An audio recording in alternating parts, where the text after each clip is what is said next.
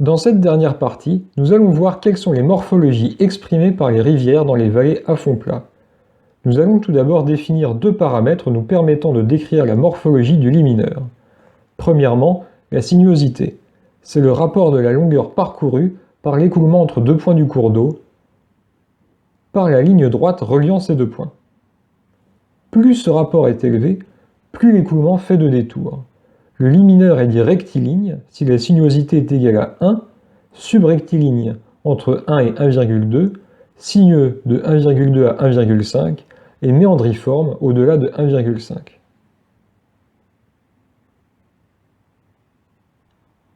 Deuxièmement, le nombre de chenaux. Les chenaux sont les dépressions dans lesquelles se produit l'écoulement concentré. Un lit mineur peut posséder un ou plusieurs chenaux qui se séparent en un point du lit et se rejoignent plus en aval. Ils sont alors appelés bras ou anabranches. En combinant ces deux paramètres, on obtient 4 styles fluviaux.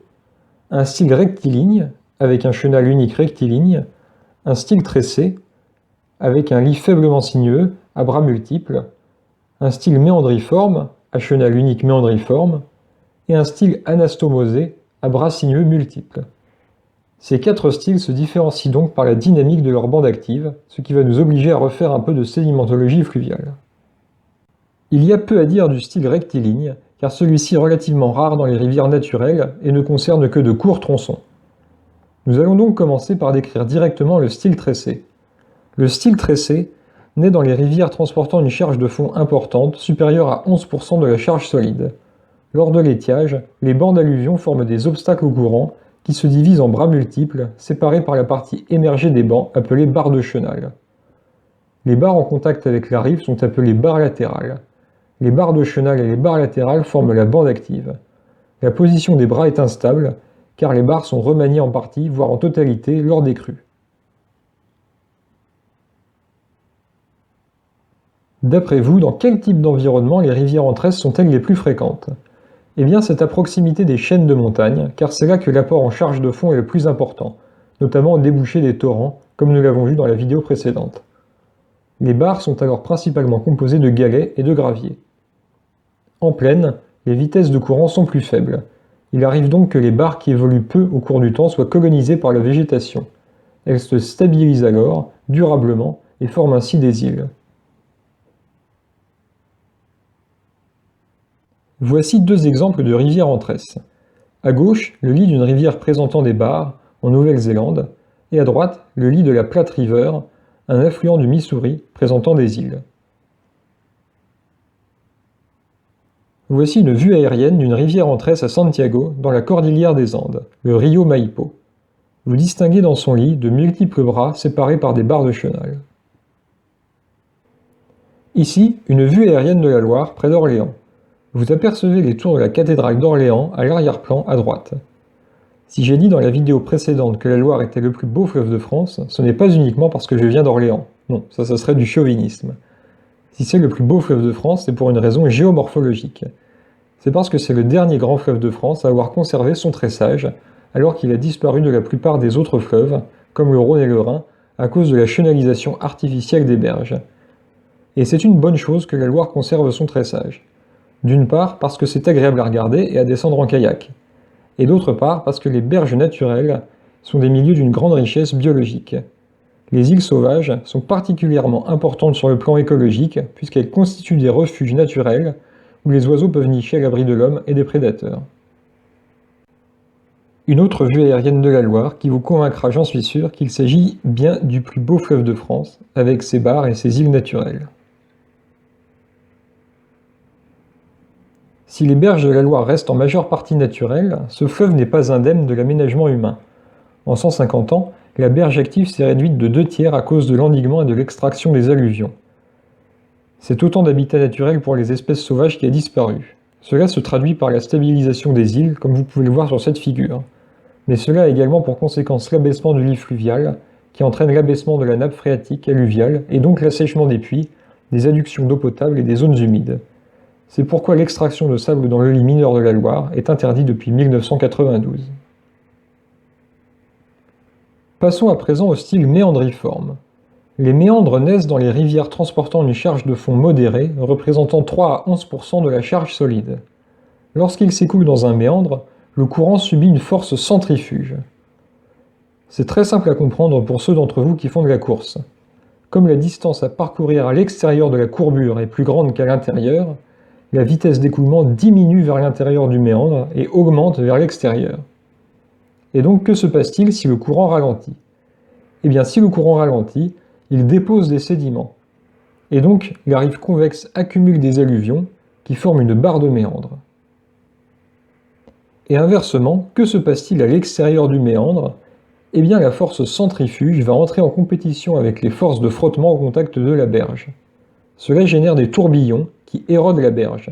C'est ce que l'on appelle l'affouillement. Nous obtenons donc une berge de rive convexe en pente douce et alluvionnante, et, à l'opposé, une berge de rive concave, escarpée et en érosion.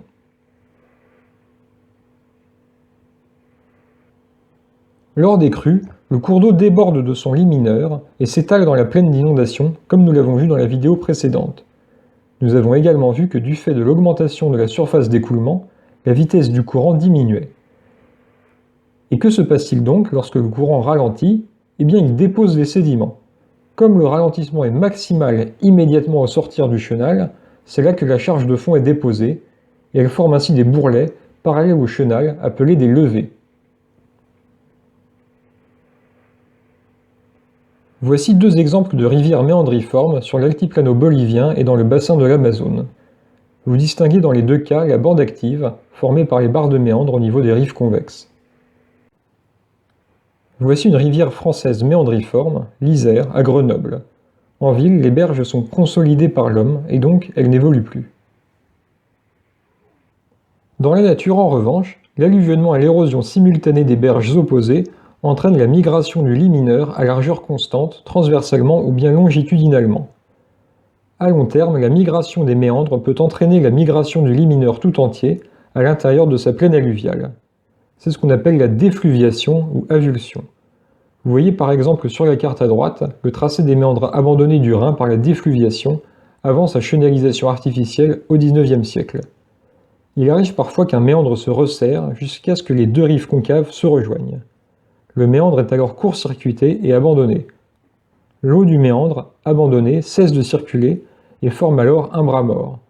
Si le bras mort est déconnecté de la rivière, il forme un lac appelé plus spécifiquement Oxbow Lake ou Billabong en Australie. La chenalisation artificielle des rivières méandriformes a donc des conséquences funestes pour la faune sauvage. En effet, la destruction des méandres entraîne la réduction drastique du linéaire de berge et donc des ripisylves. D'autre part, l'arrêt de la dynamique naturelle des méandres entraîne une baisse de la diversité des environnements riverains, avec la perte des berges escarpées, des berges en pente douce et des bras morts, et donc des nombreuses espèces qui en dépendent. Voici un schéma qui résume les principales composantes morphologiques d'une rivière méandriforme. En bas, un exemple de bras mort et d'Oxbow Lake dans le bassin de l'Amazone.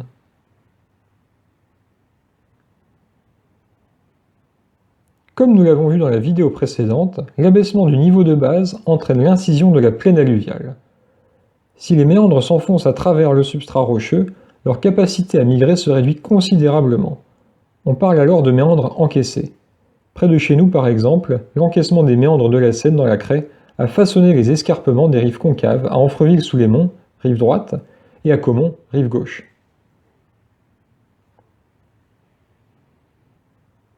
Voici un autre exemple de méandre encaissé à Ambialet, dans la vallée du Tarn. Ici, les méandres sont si profondément encaissés qu'ils forment une vallée en V.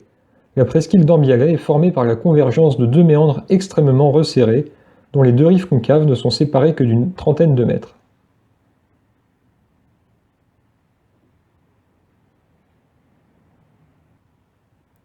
L'Ardèche que vous voyez ici présente des méandres encaissés dans une gorge.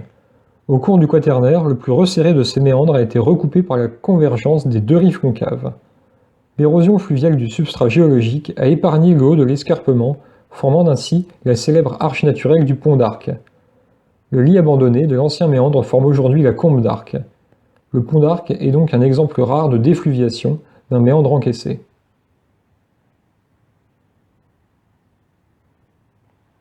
Enfin, les rivières anastomosées sont des rivières dont le lit est divisé en plusieurs bras sinueux à méandriformes, séparés par des îles.